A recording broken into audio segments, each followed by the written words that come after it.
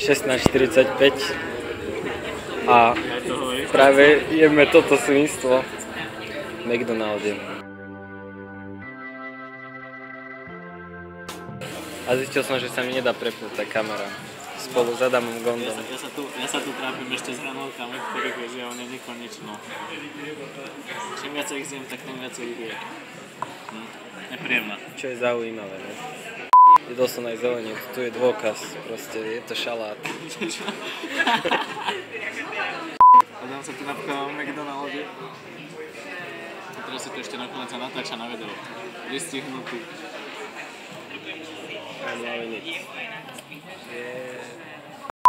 Takže druhá časť nášho videodenníka alias ako Adam a Adam išli na vandrovku na One Republic. Dobrý názov. Takže najprv sme sa najedli v McDonalde, tam máme jedno video, áno.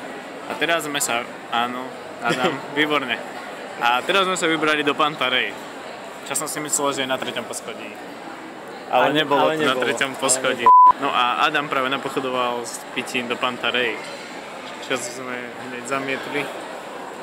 A vravím mu, že nech ho ide vyhodiť to pitie do koša. A na tom koši je napísané odpad. Čiže sa tam môžem zahodiť celý.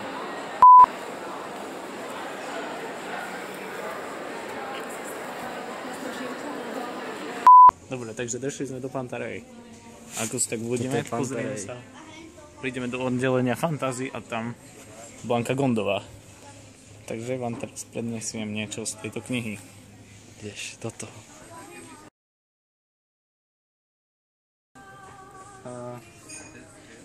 Moment.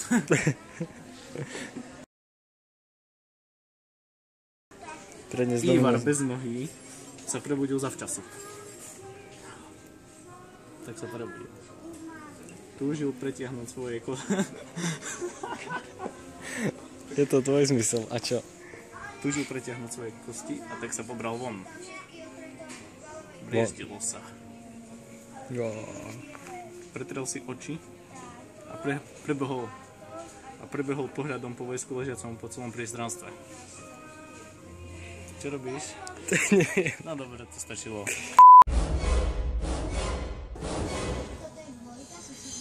Milujem ťa, Justin Bieber. Vážne. Video?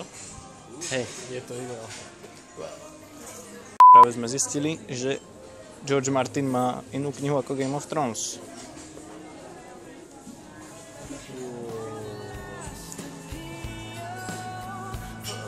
OK.